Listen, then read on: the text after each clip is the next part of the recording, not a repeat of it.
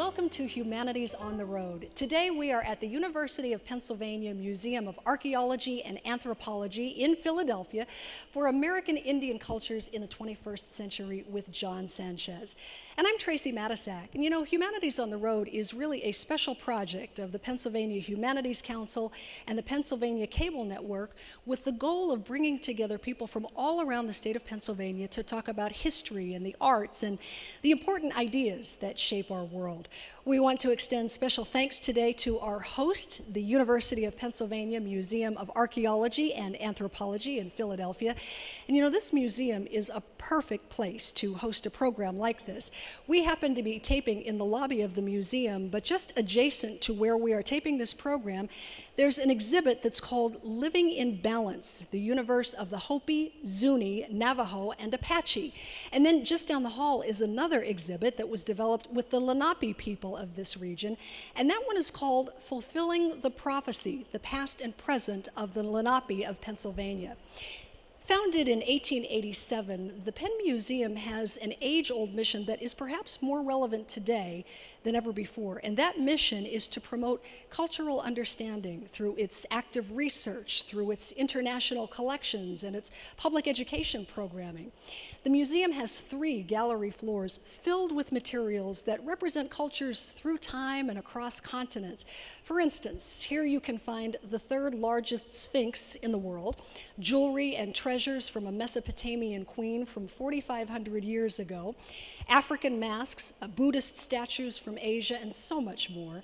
And of course, the museum regularly hosts gallery tours, and there are a wide range of public programs. For instance, lecture series for adults. There's World Cultures Day, and a 40 Winks with the Sphinx sleepover program for families, and summer camps for kids as well. At the Penn Museum, the world awaits, and there are so many wonderful ways to join in on the adventure. Well, let me tell you a little bit about our speaker today. John Sanchez is, of course, a Commonwealth speaker with the Pennsylvania Humanities Council. He is an associate professor of news media ethics at Penn State University at University Park. He's a researcher on American Indians and the media, and he has published a myriad of academic journals, but he is also in the process of co-authoring a book that is entitled Lost and Found: American Indians and the Media. He is himself an American Indian, and his heritage is from the Yaqui and Apache nations. Today, John is going to take us through an exploration of our perceptions of American Indians and how the media has shaped our way of thinking. Our audience will share some of their thoughts and stories as well, and John will answer our questions. So with all that said, please join me as we learn more about who are American Indians today in the 21st century. Please welcome John Sanchez.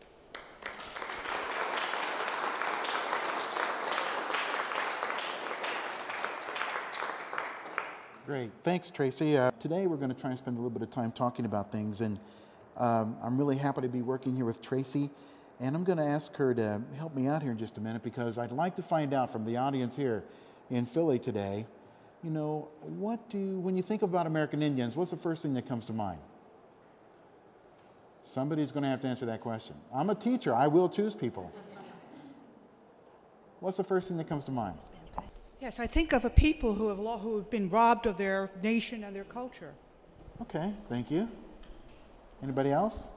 I kind of think of like turquoise and then the whole like Battle of Little Bighorn. Yeah. That's right. Okay. One more. I need one more answer. Okay. Gambling. I want to see you later. No, I think that's interesting. You know, those kinds of images, you know, come to mind, you know, when you first start thinking about American Indians.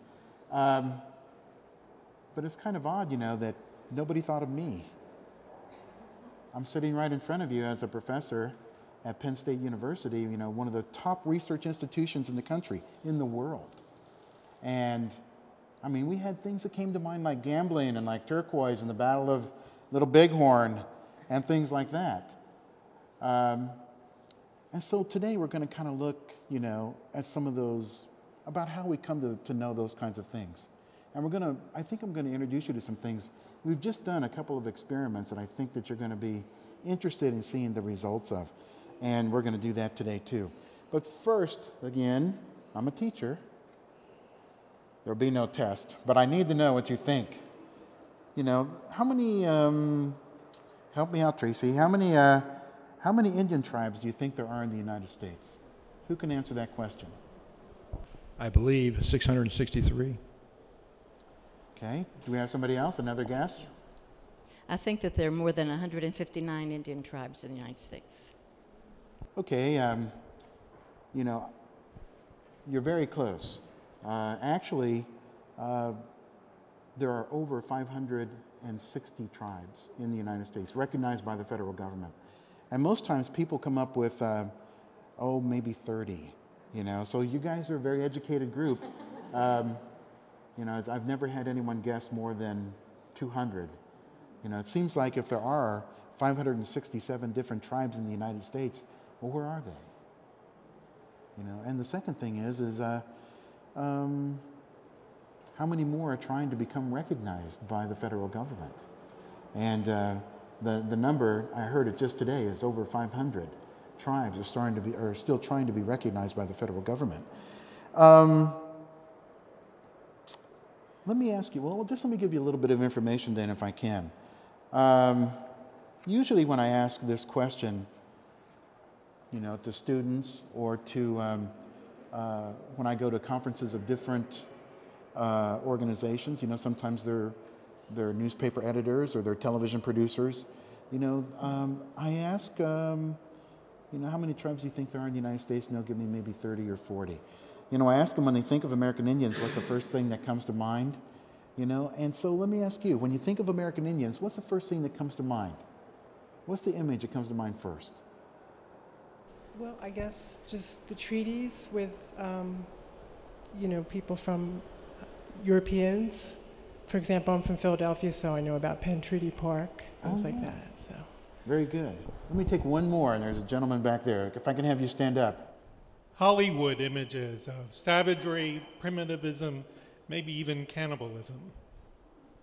Actually, you've just hit the #1 image of what people who are in media usually think of American Indians when I ask them what do they think first about American Indians.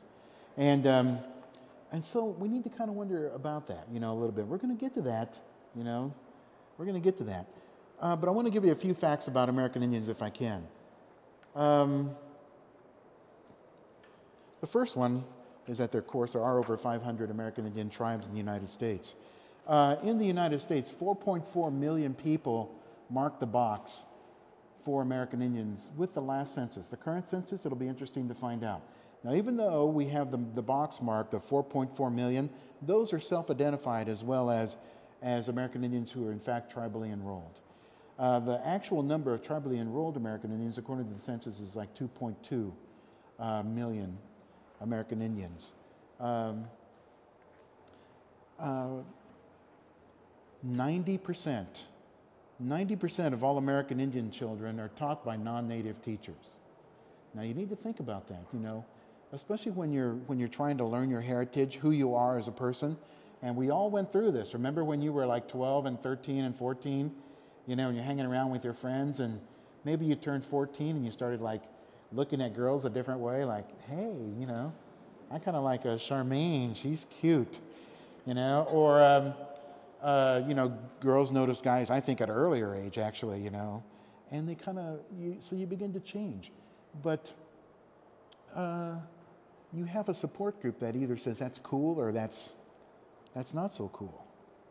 But what about native children when they're trying to find out who they are? If they've only been taught by non-native teachers, what are they learning?